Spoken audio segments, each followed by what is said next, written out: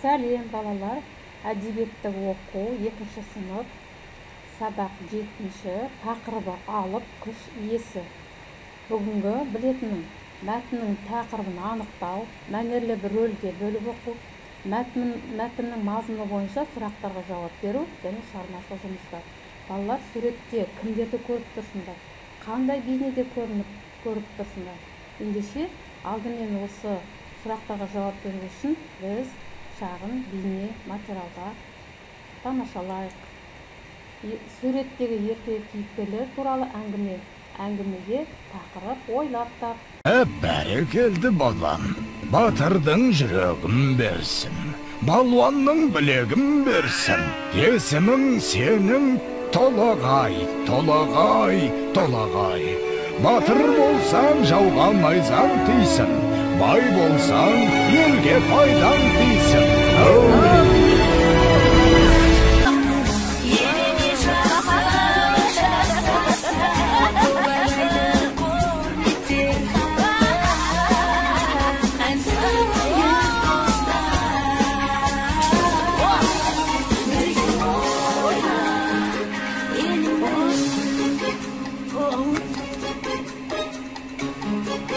Балам, отына келіп бері қойшы. Жарайды.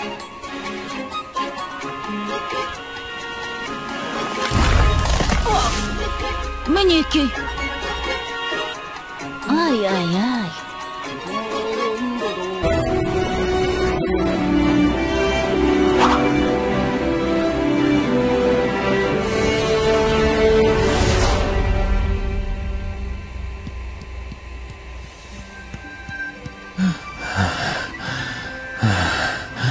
Балам, тұра тұршы.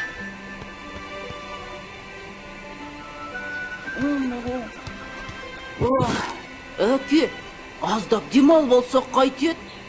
Балам, сен жатып ұйықтап ала ғой. Ал мен қасыңда отыра тұрам.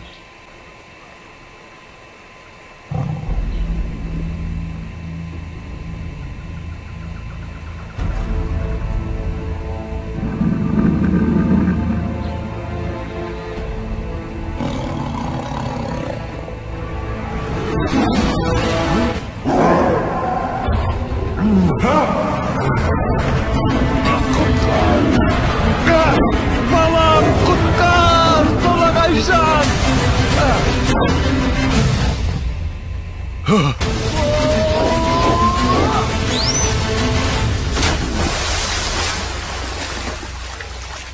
Әке, бұл не деген үлкен мысық?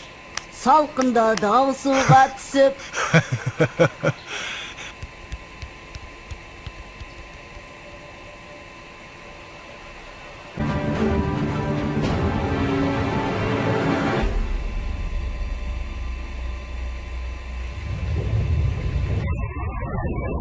Басындағы қарың қоса, бауырындағы аңын қоса, шалқап бұлақ көк орманды, күшпен әрең алды дағы, арқасына салды дағы, келген ізбен қайта оралды. Арқалады ауыр тауды, жаншып бара жатыр жанды. Маңбайдан тер көл болмақты, жеткенше дем алмайын деп, жарты жолда қалмайын деп, шаршаса да тоқтамайды.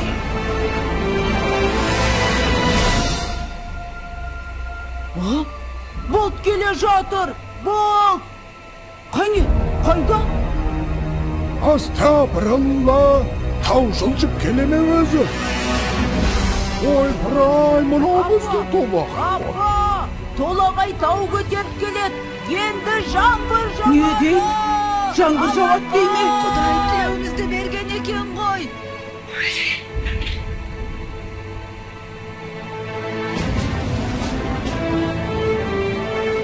Толағай Балам! Қаш!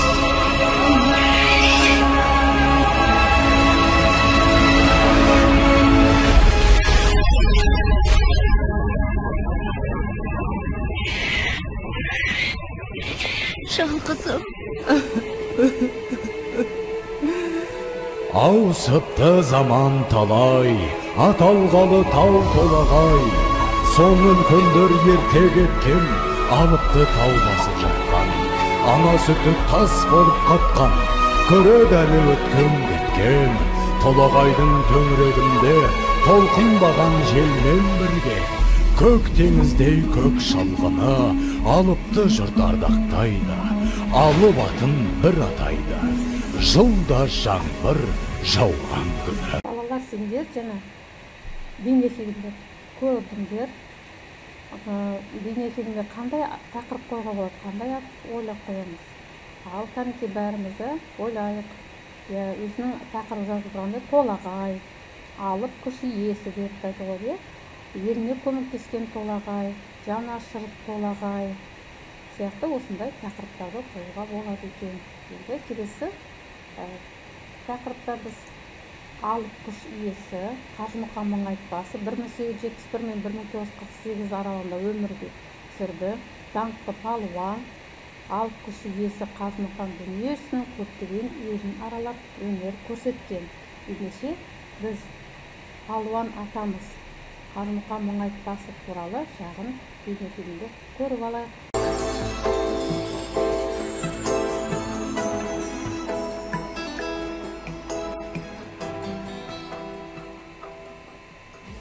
Қажымұқан Мұңайтпасұлы қазақ халқының тарихындағы тұңғыш кәсіпқой балуан. Орасан күштің иесі, күрестің бірнеше түрінен әлем чемпион атанған тұңғыш қазақ алыбы.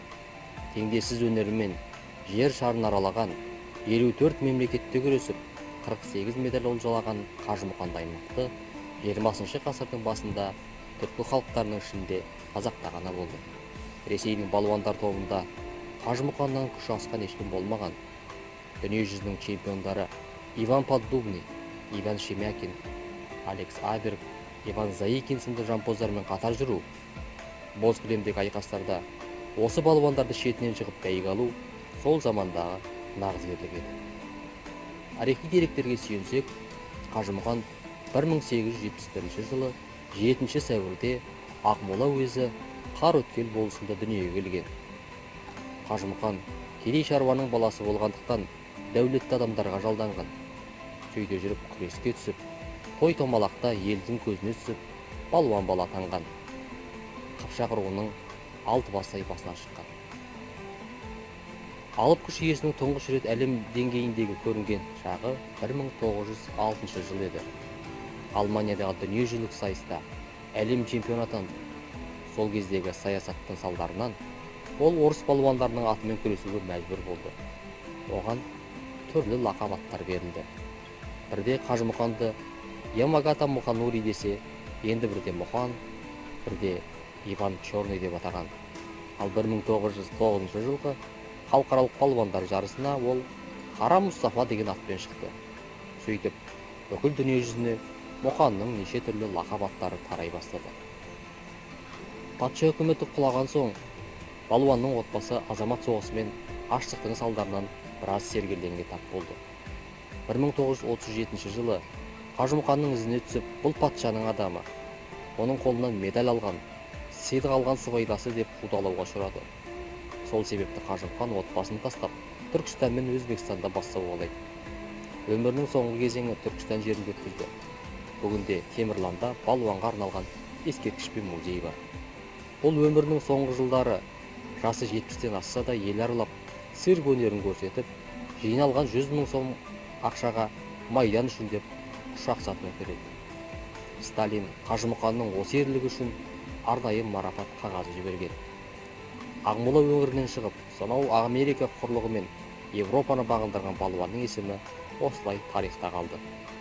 Қазақ қаламгерлерінің бәрі Қажымұқан туралы қалам тербеп, балуан жайлы кітаптар жазды. Өмірінің 55 жылын күрес пен цирк өнеріне арнаған бабамыздың бейіті оңтүстік Қазақстан облысында жатыр. Жаңа бейнефильмнен кейін енді мәтінді оқып шығайық. Түсініп оқы, ғажайып күш иесі. Берік ағай Көктөбедегі қара тастарды бүгінде ала алмай бос қайтты. Оларды алғызбаған Мұраттың атасы.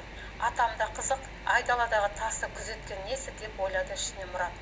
Ауыл шетіндегі төбені жұрт Көктөбе деп атайды. Атау, әлгі тастарды неліктен бермедіңіз деп сұрады Мұрат. Айналайын, ол тастардың өз сыры бар, деді атасы.